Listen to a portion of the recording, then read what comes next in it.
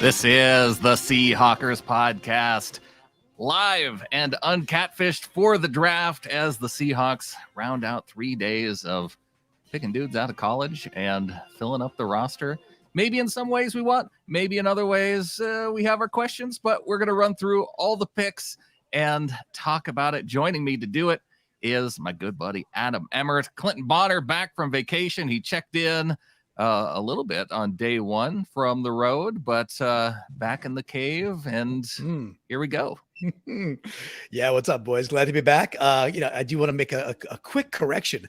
Not vacation, Brandon. That was work. I was gonna say work vacation, right? That was a work trip. Let's be real though. You were the one who planned that location specifically for a work vacation. It was lovely. There's no arguing about that. And in many ways, the idiosyncrasies of the vineyard, the uniqueness of everything was kind of like our draft, right? We had to get to day 2 and maybe day 3 to uncover some of this mystery here, right? So there was a lot of panic at the end of yesterday, man. That was a lot. I was flying home back from California, and I'm like crossing Iowa, and I just heard like lots of chest thumping and people just not sure what was going on. But maybe today.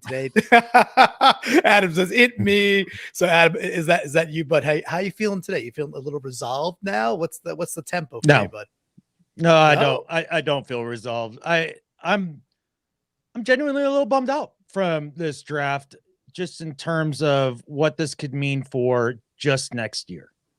Now, if you want to talk about it in terms for the next 5-6 years, then maybe that's a different conversation. But and I'm not sure I blame John completely, and I've got some theories on that. We can touch on that here in a bit. But this draft did not go the way that it needed to go for the Seahawks.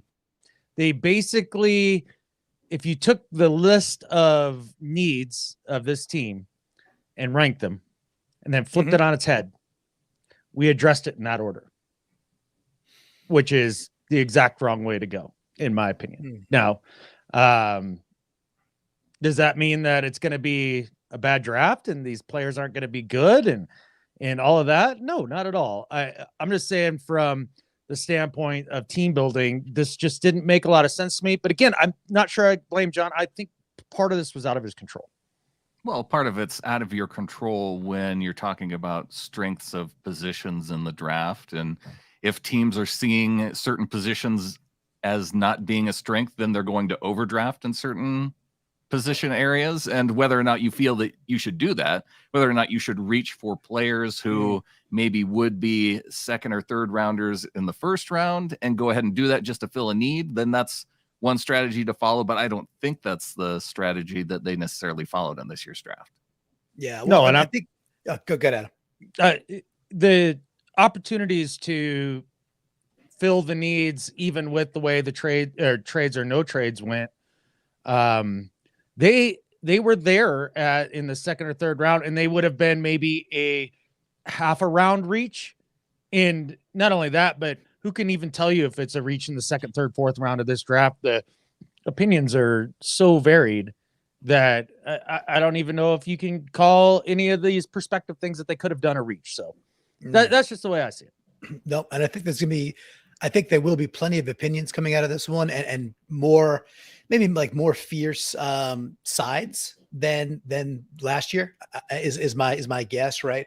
And I think let's get through all of that. I know we got to do a fairly truncated show this evening. There's be plenty more to talk about for sure, but I mean, maybe we didn't really talk day 3 yet at all, right? So Adam, or actually Brandan, was there, did day 3 resolve any of this for you?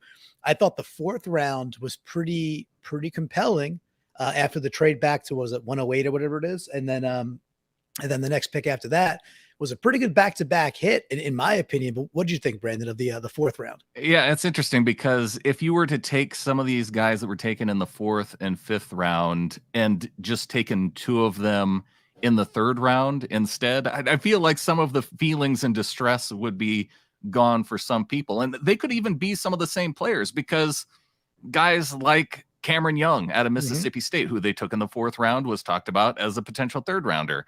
Anthony Bradford, the guard from LSU, talked about as a potential 3rd rounder. So if you take some of those guys early, or Oluwatimi, the center, if he goes a little bit earlier than the 5th round, maybe people are fired up that they got a starting center, and people think that there is the potential for Oluwatimi to start. So if you just move those guys up in the draft to where it feels like they are more starter capable than they are as a 5th rounder, you're thinking, oh, well, this guy's going to compete for a backup.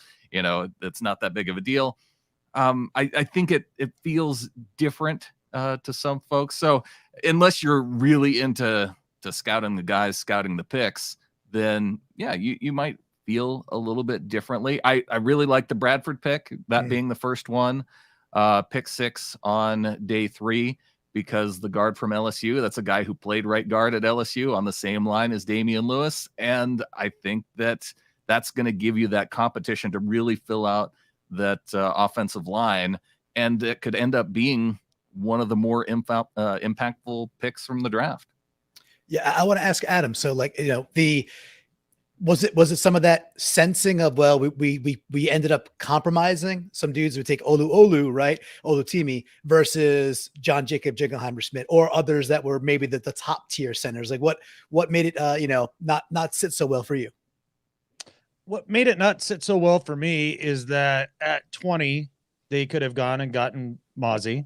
They didn't. So that's going to be one of John Schneider's, like, when we look back, there's going to be a lot of these Eskridge over Humphreys comparisons in this draft. There's one.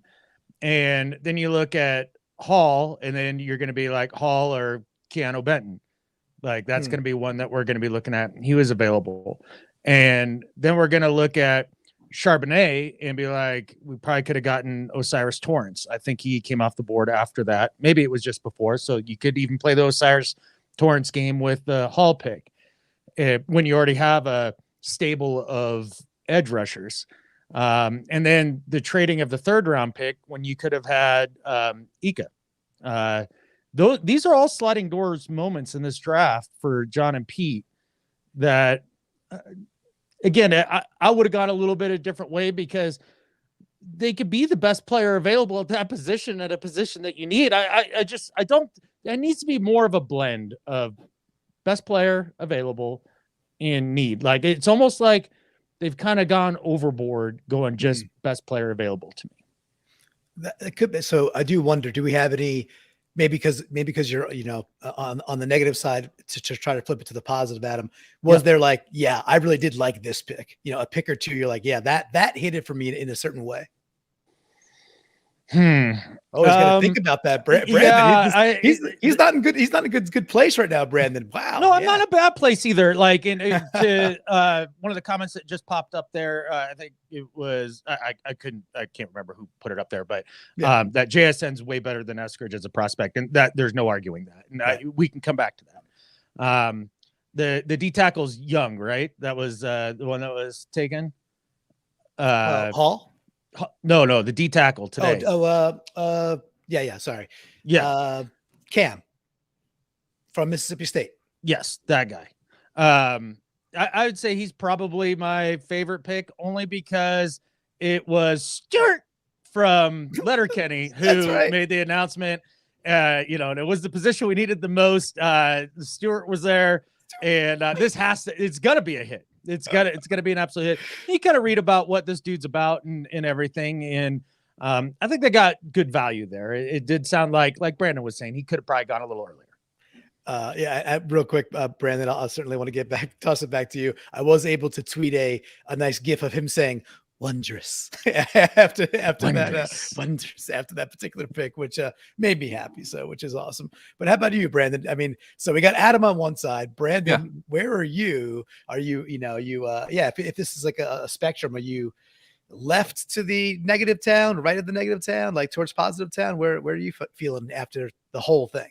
No, I feel like they went out and early with those first picks, the weird thing is that they picked in areas that are of relative strength on the team, right? By going out and talk Jackson Smith and Jigba. They have two of the better wide receivers in the NFL. Yes, they've taken that and gone, okay, well, we're really, really good there. Yes, we're going to turn that to 12. and we're going to be great there.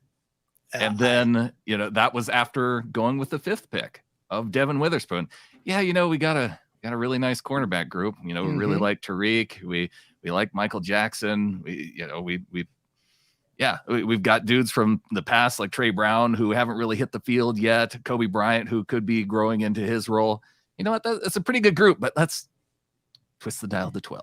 Yeah. And I love taking the emphasis and taking the this is Spinal Tap, and just even one more beyond that, because we have to, right? We got to stay on our numbers. And even with Derek Hall, right, yes. out of Auburn, an edge player, they've got guys on the edge, but you can't keep asking Bruce Irvin to come back and play edge for the Seahawks. And you look at Derek Hall and you see, wow, I was watching some of his tape just against Alabama, going up against Evan Neal.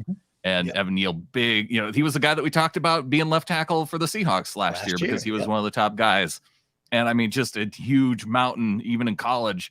And you see Hall, just off the edge, either burning by him or even going toe to toe with him strength wise. And they're not giving up ground, at least when Neal's trying to run him over. So I'm excited about that pick just because too, another depth piece, not knowing the, just how long guys are going to be on the edge.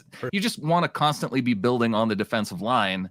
And I can't be mad about that. So the places that I was kind of that I wanted to see them address, like interior offensive line, interior defensive line, I recognize that is an area where 3rd and 4th and 5th round is kind of where you still find dudes in the draft that can end up being starters. Yeah, maybe they don't generally become Pro Bowlers in those 3rd, 4th, and 5th rounds, but they become starters and they can play those 4-year contracts for your team, and they're not quite valued as high as the types of players that they went with in terms of NFL value within those first 2 rounds. Yeah, I think so. I agree. Like, I think Bradford is a great example of exactly that, right? So where and folks, Cam Young, both of them. I think that back to back kind of gelled this whole thing together. Like, okay, they did have a plan, right? And that gave me a lot of comfort. And when I heard a lot of, like I said, a lot of nervous hearts and screams into the void while I was on the plane yesterday, even like Nemhauser's like, I don't get it. And he's a pretty stoic, well thought out, real Hawk talk. And I've enjoyed him for years. At the end of day 2, he's like, I don't see the plan. And I'm sitting there on the plane and I'm like, I think there is a pretty darn clear one. And I think, Brandon, what you, as a theme, I think you hit it out of the park. I think, and I want to, hopefully convince Adam that this is actually a really good plan. And I want to give you some hope here, dude. The idea. So in 2001, there's this famous business book, but by this guy, James C. Collins, so very, very famous book. It's called Good to Great, right? It's a leadership book. It's a management book. It is now a stalwart of like how you modernize companies and they outperform, essentially, right? But like there's a lot in there about all these topics, but the 2 biggest things that this book kind of cemented in business philosophy is like, number 1, you put your very, very best people into your biggest opportunities, not your biggest problems. You take the very, very best talent and you put them into your biggest opportunities to be exceptional. And then there's this thing called the hedgehog concept, which kind of pairs with it. It's from the parable of the hedgehog and the fox, which I think is a Greek parable, where the fox is kind of worldly and knows everything very wide. And the hedgehog knows how to do one thing really, really, really well. And the philosophy of like, go be the best at something, go be the most exceptional at something. And I think from a theme and like what they tried to do between taking Devin Witherspoon to pair with Tariq, like being like, hey, we could have the best cornerback room in the nation, period. And then we could have the best wide receiver room on the planet. And then you take Charbonnet and Walker, basically the second running back last year and the third running back this year, who many people like EJ had Charbonnet second and Walker first last year.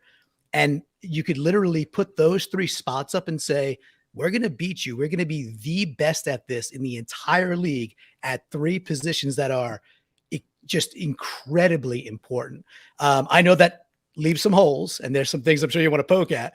But that's my big takeaway is they are trying to really go in good to great in positions where they saw the opportunity to. So Brandon, I think you nailed it. And Adam, does that give you any more hope, or what do you have to say, dude? Well, let's be clear here about the hope aspect of this. Like, I'm going to be rooting like hell for all of this to work out really well. Sure. I can't wait to be the biggest JSN truther in the world when he proves me dead ass wrong, because he's an extremely talented player. These are the things that I'm rooting for, and I do have hope that a lot of these guys, like I like the Hall pick. He's got a tremendous story, and he's got game. He does, and he could end up being the best edge defender that we have, in 2 years pretty easily. Like that ceiling is there. Now there's things about this draft that drive me crazy. You talked about the plan, and I think we can all agree there is a plan for sure. There's plan A, there's plan B, there's plan C, and on and on. And I think what happened in this draft, especially early, was closer to plan C than it was plan A. And I'm not talking about the Witherspoon pick per se. Yeah. I think it's more having to pick at 20. I think they were trying desperately to get out of there.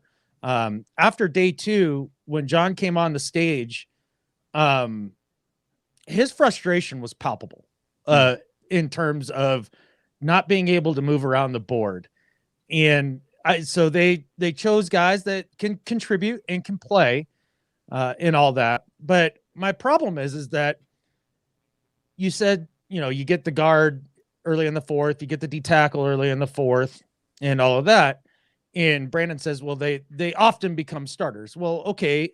The guys that are drafted first, second round, they often become starters, 60 to 70% of the time? Guys in the 4th, 5th, 6th round, okay, they sometimes do become starters, but it's probably closer to like 40% of the time. And so the places that we really needed the help, the scratch offs that we took are lower probability scratch offs when there were options available, even without trading around. And that's what bothers me, because I think, today or this draft, we got a lot better offensively in theory. And we got a smidgen better defensively. And that's a massive issue for me. I can see where, by not going defensive heavy, I guess the only difference would picking a defender at the JSN spot rather than an offensive player. And that would be the one switch that it sounds like you would make. And a defensive player instead of Charbonnet, where they picked him, and then get another running back later on in the draft. Okay, those would be the two all 4 defense right out of the gate.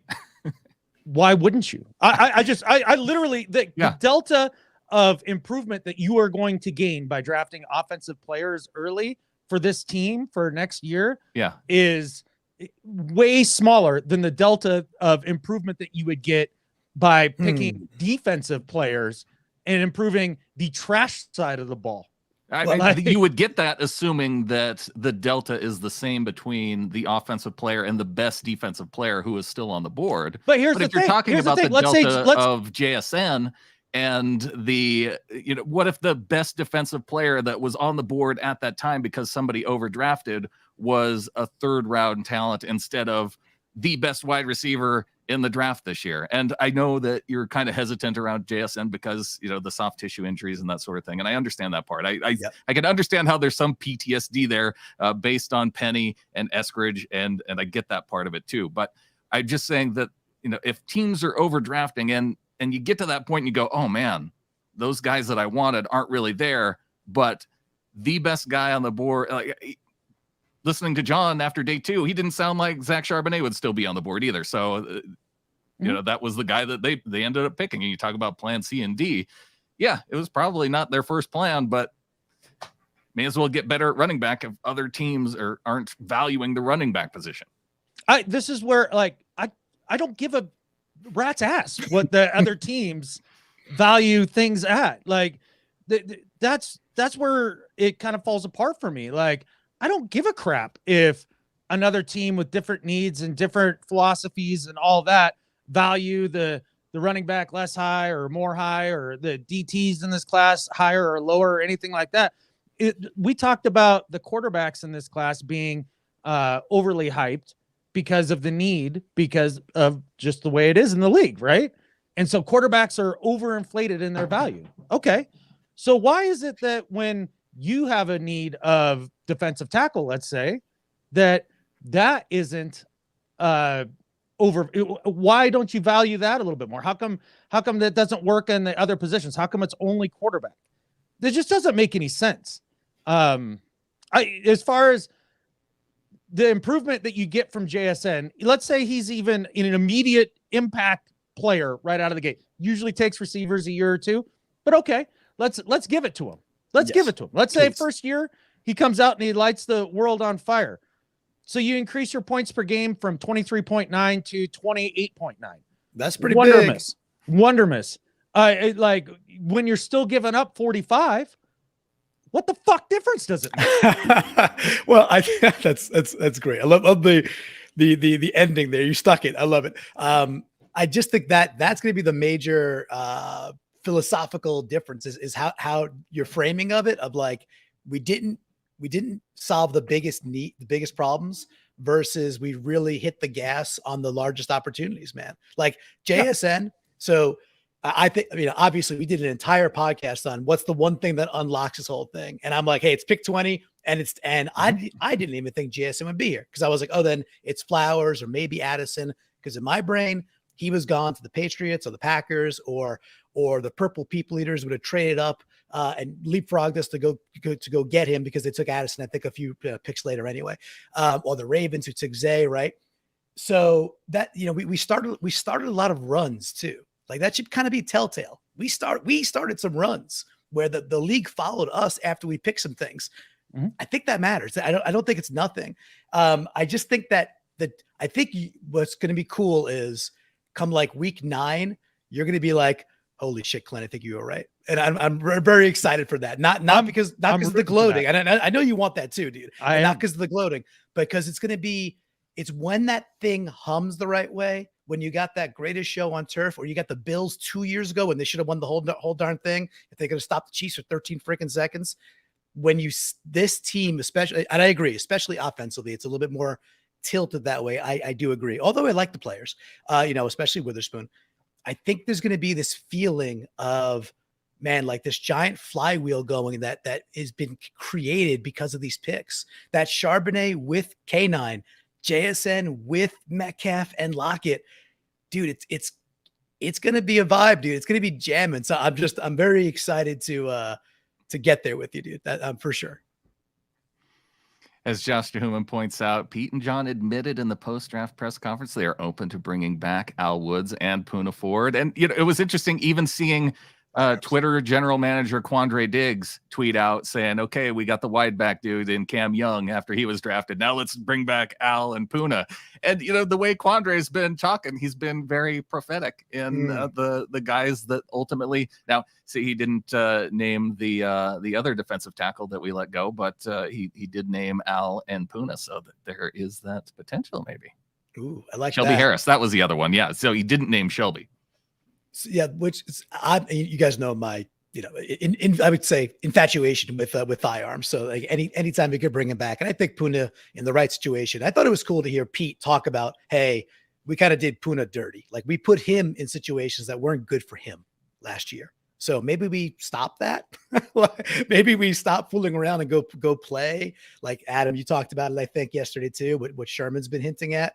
Get back to more of the base 4-3, what the Niners play, and others still play really well, which was what we played a couple of years ago. They're not going back to that though. They're not going back to that. But do you think there was any clues to that given the picks? I mean, Adam, did you see anything like, yeah, I think because of this, we're going back this way. He's gone. He's out. I thought that he looked like a little bit stunned for a little bit too long. So yeah, that's true. That's true. It's a little bit frozen on us, but well, how about you, Brad? I'll answer for him because if you look at Derek Hall, definitely outside backer, not not an edge defender in a 4-3 scheme. He's an outside backer in a 3-4.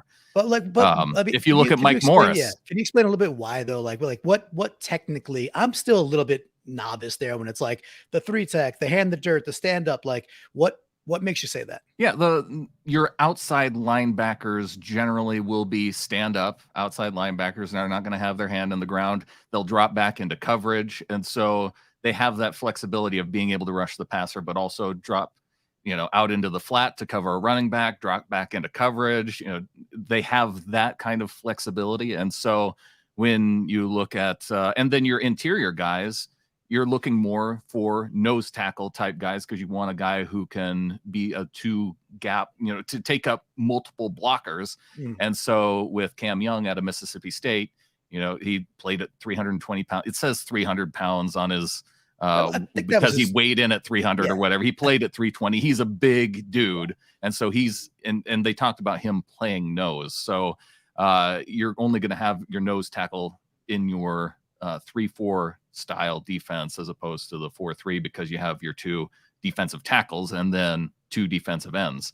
And with the 3-4, you have your nose tackle, your 2 defensive end, and then you have your outside linebacker. So yeah, for people who are confused about that, that's kind of the way it works. And so it's kind of body type dependent. You're going to have your nose tackle, 2 big defensive ends, and then your outside linebackers that are a little bit more sleek. They can cover a little bit more. And so when I see Mike Morris, who was picked in round 5, he was a guy, and actually at Michigan, he played a lot of stand-up defensive end or, outside linebacker in the Michigan system, which was interesting to see. But that was because, he was playing right next to Mozzie, who was the more interior defender at Michigan. So I see him more, though, and they're talking about him putting on weight and being kind of that interior defensive end type player. So the Morris one was interesting to me because it was almost a replica of Tyreek Smith last year, who we didn't get to see yet,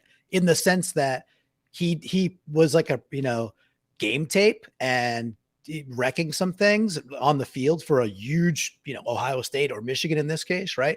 And then but the combine was, in Morris's case, really underwhelming, right? They were saying like it's one of the worst performances, period. Brandon, you still there? You look I'm a little. Still here. Oh, okay. No, I was reading. Oh my God. Okay. So let's talk about it's like end of day 2 for me over here, man. My heart was going. Okay. Shoo. Thought I lost you both. Oh my gosh. They're all. He's tricking me. Okay. I knew it. Okay. Man, got me on that one too, which is fun. But I saw some similarities between Tyreek Smith and Morris, being like, I wonder what the future holds for Smith. Like, we drafted a lot of edges. We have a lot of edges on this team. So, I know it's good to, get the stable, to have a whole stable of them and really suss it out and see what's what. But I do wonder if there's a move to come that makes sense before we even hit preseason, because it seems like we are a little overloaded there. And I just wonder what you think about that. Yeah. Just to maybe go away from what you were saying, but yeah, sure. It's okay. I think this addresses kind of what Adam was trying to say, Joshua Tucker Adams. Our biggest problem was people running down our throat. I would have loved to take Siaka Ika or Jerv Dexter over Charbonnet, but okay, we got big dude Young who takes up 2 blockers and bring in Al Woods. And yeah, I think that speaks to, maybe the Seahawks would have preferred that, but they weren't willing to they're sticking to their board and drafting the best player available versus taking a guy who, would have been a fit, but maybe took a little bit too early. So it's about trying to improve the team in the best way you can. And it's also, if you think that you have Al Woods in your back pocket, is Ika going to be that guy who can come in and be better than Al Woods necessarily? Yeah. Right.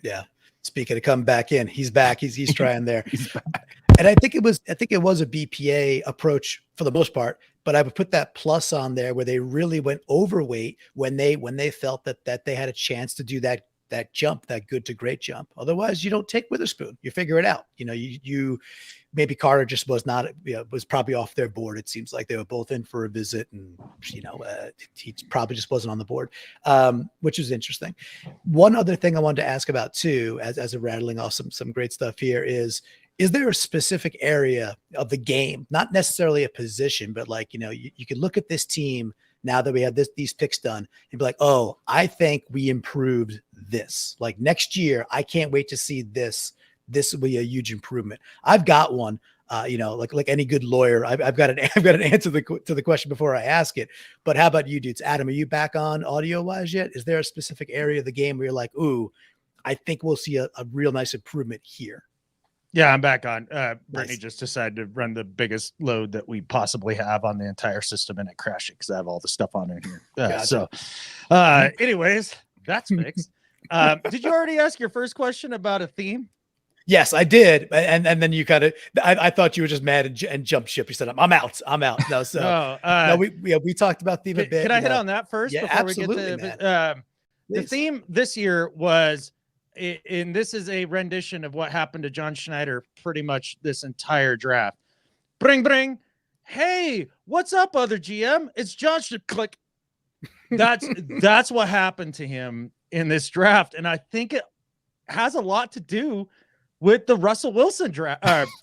The fleasing. I do. I think nobody wanted to get Schneidered. That's right. And then I think there was a record number of trades in this year's draft. Yes. That's funny that you bring that up, because a record number of trades, yes. And John Schneider traded one time. Yes. And I also think that there's a little occupational jealousy in there too. Like, well, screw this guy. He's back to being the darling of everybody because he, fleeced the Broncos with the Russell Wilson trade. Let's knock him down a peg. I think that actually had something to do with it. That would be my guess. Position that we got better at. Overall. Yeah. This is slam dunk, cliche, whatever, but the secondary, man. Like Witherspoon that dude is 1,000% legit, and he's gonna bring a swag to this defense that we need badly. That's that's why I put number 5 on there, right? But go ahead, Brandon. Just to piggyback off that, I think there is some folks in the chat brought up the concerns that he plays like a missile, throwing his body around, making big hits. Yes. Is there a concern then that he goes the way of Jamal Adams, Cam Chancellor?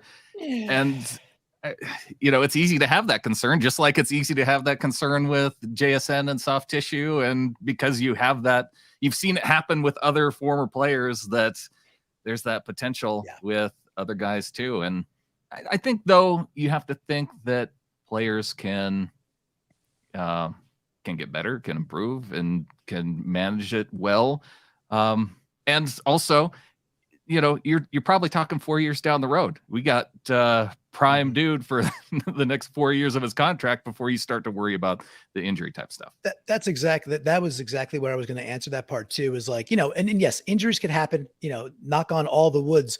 The first play of the first thing, or what's his face? Was it Voorhees, the USC guard who tore his ACL or ruptured something at the combine, right? So crap happens. So it's football. It's a contact sport. I much rather have the dude who's wired like Cam, who's wired like Witherspoon, who is a missile like Earl and wants to go hit and it seeks out contact. And heck, even Sherman was not shy to get up on the line and tackle. Give me that dude. And you got to roll the dice. It's a physical game versus like a finesse guy that we're never going to take. I mean, even Tariq was like on the verge of like, okay, he's not bringing his hat all the time, but he's such a freak and it's a 5th rounder. And then, lo and behold, okay, he's becoming a better tackler and his talent is just so off the friggin' chain.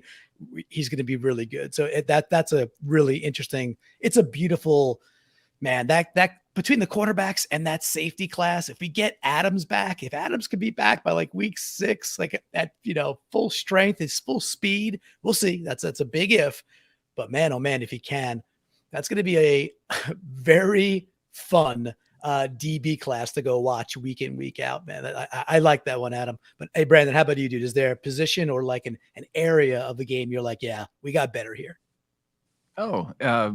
Corner is the easy one, because that's, and really it's hard to pick from any part apart from corner, because, you look at the guys in there, you'd say, yeah, they might be competing for a starting job, but are they going to be starting? And other than, JSN, who they called out, Jackson Smith and Jigba as a guy who is going to start in the slot right away. Like they sounded certain about that.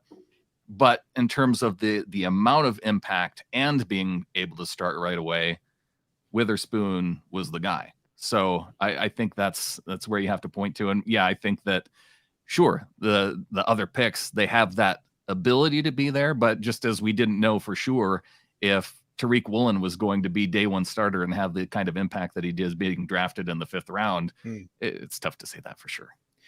I did want to hop back to Nate Schutz's point, though, because he said, hey, Adam, opponents scored more than 28 points on us only 4 times last season. So if we score 28 or more, we'd be 13-4. Yeah, and we also lost 4 games because they crammed it right down our throat. Yeah. To NFC South teams that were terrible. And the Raiders. Yeah. So we absolutely still have to improve there. And, I, as we're doing this right now too, the UDFA season has begun. So there's still dudes that, EJ did a very nice job, right? Coming on with you, Brandan, several times and laying out some of those guys. So I wonder where the Gerard Clarks of the world and was it Ivan Pace at linebacker? I wonder where they end up, and we shall see if we get any of those big dudes. So the area for me that was like, hey, I think this was again, back to planning, saying, hey, I think we want to focus on these areas where we could go from we're really, really good to we are elite. And there's several areas. Cornerback is one of them, but again, wide receiver and running back being the 2 others that absolutely stand out. I really think the thing that stuck in Schneider and probably Carroll's craw this offseason was that they got through this draft saying we're going to get substantially better at converting on 3rd downs, offensively and hopefully defensively, hopefully too. We were 20th in the league last year, 38.32%. I looked it up before we got on. The Bills were 50%. KC was 50%. So the elite offenses were, that's a huge gap. We were 20th. And between getting Charbonnet, who could just hit the hole 3rd and 2, yep, I got it. And then JSN, got to remember JSN, when they interviewed Chris Olave and Garrett Wilson, who are sitting two alphas in their own right, and they said, who's the best dude in this trio? They both answered, no, it's him. It's Jackson. It's Jackson. Like he's the best dude here. So if you liked what you saw from Chris Olave and you liked what you saw from Garrett Wilson, the offensive rookie of the year in quotations, I'm just, again, bullish on that JSN pick, but I really think it's going to manifest itself in our 3rd down percentage shooting up maybe 38 to 45%. And what does that do for your defense when you convert 3rd down? So there's just other ways to tilt the field that I'm really, really bullish on, man. So that's my take this year. And if you have an elite secondary, you kind of know that they're going to be running, right? So you can plan for it a little bit more. Yeah. And when it is time to pass, well, good luck. Right. So. Yeah. What was the stat with Witherspoon? It was when he was playing press man corner, which was about 100 out of his 700 snaps. When he was playing press man corner, he allowed a total of 1 yard all season. Wow. It's pretty good. Music to my ears. Because 1 yard. Off coverage makes me a crazy man. And to have another, bump and run corner, like that sounds just right to me. Easily, Witherspoon is probably the most exciting pick just because of where he was drafted and his potential impact and all of that. But offensively, yeah, if they can get better on 3rd down, that's great. And then another way to look at this is, let's say you're thinking about Gino's new deal. How do you make sure to maximize that really wonderful mid-tier quarterback contract that you got? Get him all the help in the world and make life easy for him.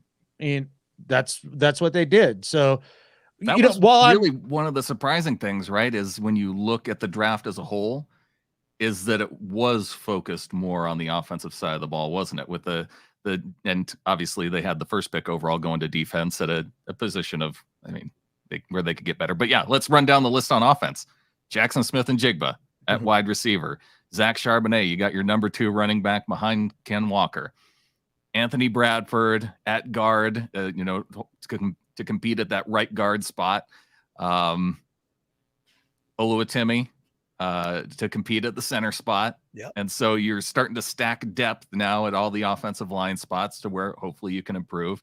And then you finish it off with another running back, Kenny McIntosh, running back out of Georgia. Yep. Surprised he lasts that long considering the way the Eagles were going for former Georgia players. But all of them. Yeah. They even made the trade for Swift, who a former Georgia running back. So maybe that allowed Kenny McIntosh to fall to the Seahawks. But yeah, and Josh Duhamel saying basically a Swiss Army knife at running back. But yeah, Adam, the thing that kind of surprises me is that it does seem more offensive focused in this draft than defensive focused, where that was you felt like was more of the issue. But maybe they address more of that in free agency with the Devin Bush and the Draymond Jones.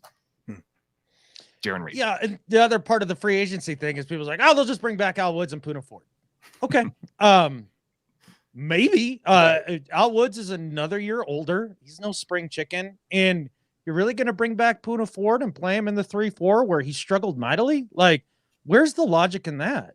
I don't really see it. I don't think they're bringing back Poona Ford.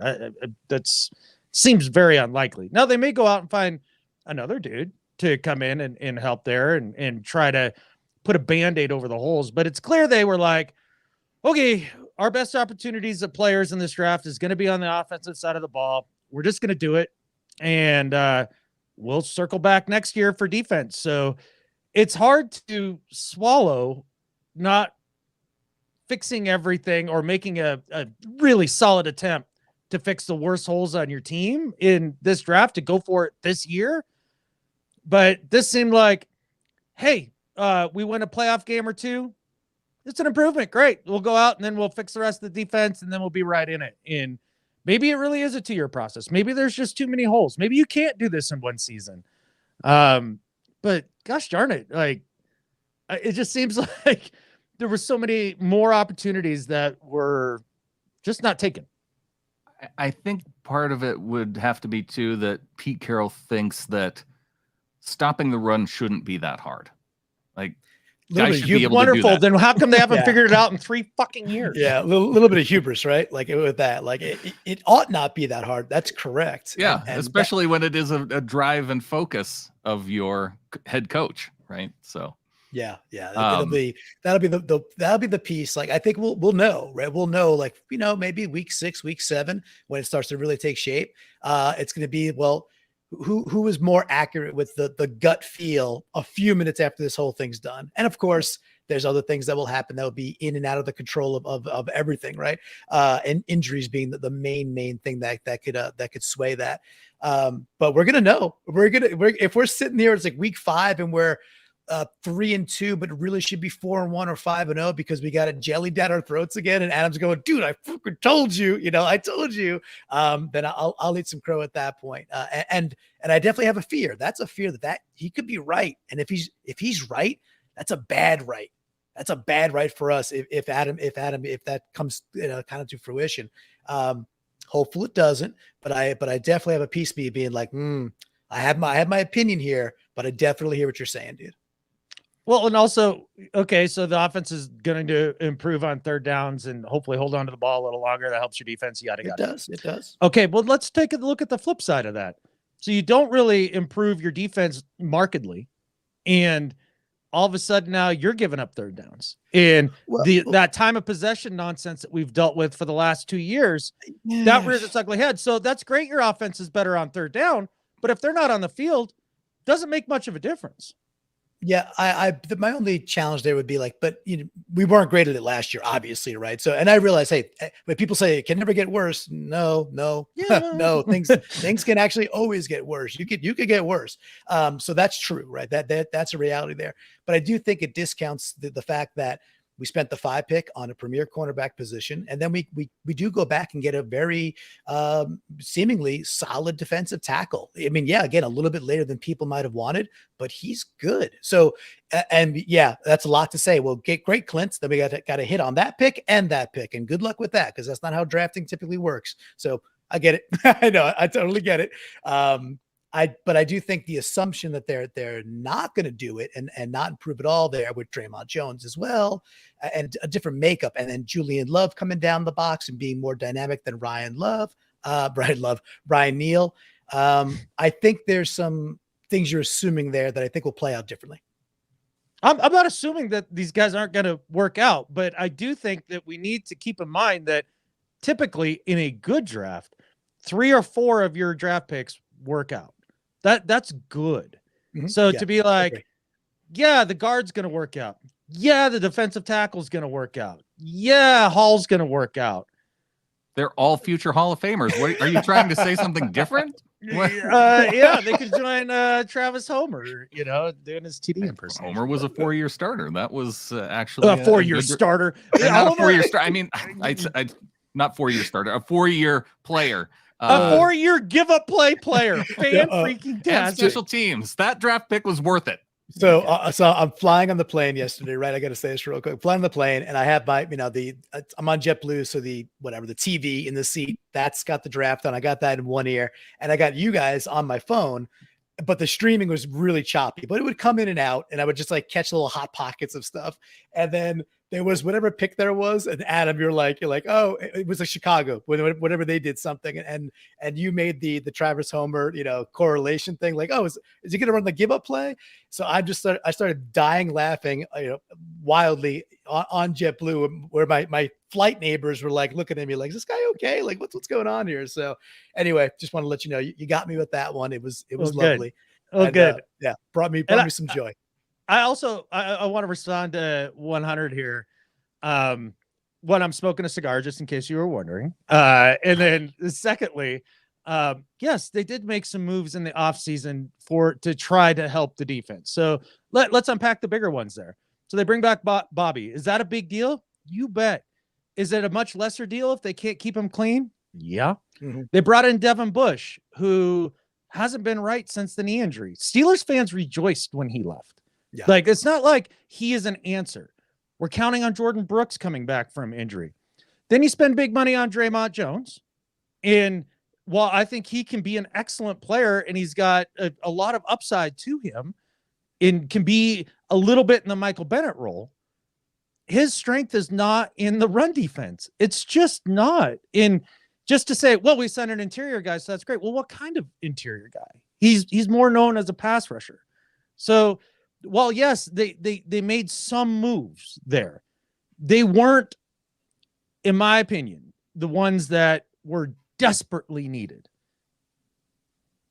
Yeah, and I'll hop on to the point too of areas where they could have improved, like linebacker, for instance. Yeah, this draft was not real deep in terms of linebackers. Didn't have a lot of huge talent. Plus, going back to the salary cap conversation, somebody brought up, do we even have any salary cap left? Well, no, they're right up against the cap, but you can always extend players, increase the cap that way. 2, when you get to the point of the season to where you don't have any cap left and you're talking about signing veteran minimum guys, the cap doesn't increase by the full amount of that veteran contract you're signing. It's only the top 52 or 53 contracts that count toward that salary cap. So it's the guy who's the lowest, and so the difference between the lowest and what the amount he actually makes, it's weird math. We don't need to get into it. It's just good luck, right? It's once you get to the bottom of the roster and you're talking about dudes that you're bringing in for cheap, it's very much fractional in terms of the amount of salary cap that it impacts. Yeah. So the biggest glaring hole, just quickly for me, was there were opportunities to get some of the top tier linebackers, and we passed. We passed on Drew Sanders. We passed on, and I think it was Simpson who kept dropping. I'm like, someone's going to take, and then of course he eventually went. So that to me was the biggest, because I am probably the most bearish on the Bobby re-signing of the three of us. I was like, it's okay, but not what I want to do, and I don't see it with Bush yet, and I don't believe Brooks comes back. I don't care what they say. There's like one Adrian Peterson, and then for every one of him, meaning coming back from a serious knee injury, there's 10 to 12 other dudes who seriously take a year, sometimes a year and a half to get back to full speed. or at least 3/4 of the season to get back to full speed after a major injury. I don't care how clean it was. Now, maybe he's more Wolverine blood and all that jazz like Peterson was. But back to your percentages game, Adam, like I wouldn't bet on, like Brooks coming back clean and fast. I wouldn't bet on that. I do want to ask the folks on the thread real quick, Brandon. I know we got to wrap. We did get a UDFA, Cam Bright from University of Washington. I know nothing. I don't really watch college football, and I certainly don't watch the Huskies. But since we're PNW focused, do either of you guys know Cam Bright, linebacker from UW, or folks in the channel? Oh, well, I'll open it up to folks on the channel and see if they want to address it. But and they also went out and got a tight end. I think the tight end was the first one announced, and he, if I remember right, he was a Pacific Northwest area tight end. Cool. They're not done yet. They're not done. Right. Can I respond to Nick real quick? Oh, that's right. Yeah, I put that up there for you to respond to. Oh, come on, Nick. The world isn't full of puppies and rainbows at all times. Right. Like, number one, let's just be real. And secondly, like, I'm not saying that I'm not freaking stoked for Spoon. When JSN comes out and proves my ass completely wrong, I'm going to be elated. I think Hall can be a real difference maker. Like, he's got that dog makeup in all of that. Like, and the story is incredible. I think having a 1-2 punch with K9 with Charbonnet is really cool, and it's going to be really fun.